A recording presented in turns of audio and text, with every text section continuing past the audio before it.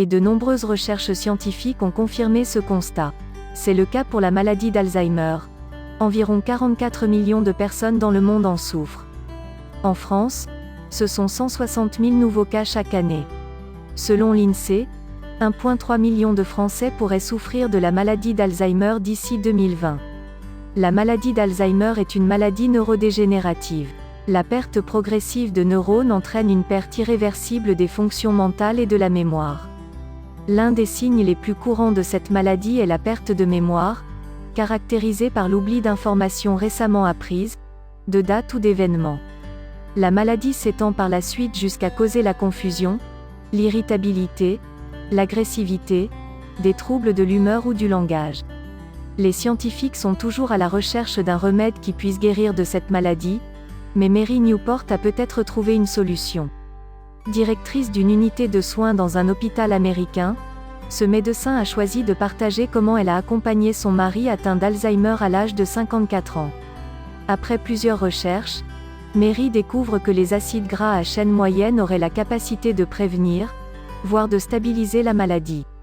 En effet, le cerveau d'une personne atteinte de la maladie d'Alzheimer est considéré comme résistant et déficient en insuline. Par conséquent, une consommation d'acides gras permettrait la formation d'un combustible qui remplacerait le glucose. L'huile de noix de coco étant riche en acides gras, elle pourrait donc être efficace et prévenir ou stabiliser les symptômes de cette maladie. Comment l'huile de noix de coco agit-elle sur le cerveau ? Selon le Dr Newport, le glucose est le principal carburant des cellules, surtout celles du cerveau.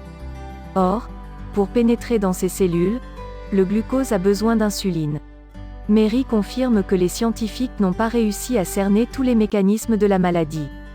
Toutefois, ce qui est sûr, c'est que quand les cellules n'arrivent plus à utiliser l'insuline, elles finissent par s'éteindre.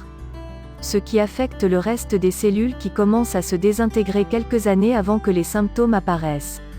L'huile de noix de coco contient des acides gras particuliers transformés en cétones. Ces derniers peuvent atteindre le cerveau et servir de combustible en replaçant le glucose. Mary a remarqué qu'en ajoutant l'huile de noix de coco au régime alimentaire de son mari, son état se stabilisait. 2/3 des personnes qui ont suivi son conseil ont rapporté des améliorations au niveau de la mémoire, de la cognition, du comportement et de l'humeur. Toutefois, elle rappelle que l'huile de noix de coco n'affecte que les symptômes de la maladie, elle ne la guérit pas. En outre, l'huile de noix de coco possède des propriétés anti-inflammatoires, antimicrobiennes, antioxydantes, antifongiques et antibactériennes. Parmi les bienfaits de cette huile, améliorer l'utilisation de l'insuline dans l'organisme, baisser le taux de mauvais cholestérol, améliorer l'énergie corporelle. Agir en tant qu'antioxydant et antibiotique, améliorer la santé des cheveux et de la peau.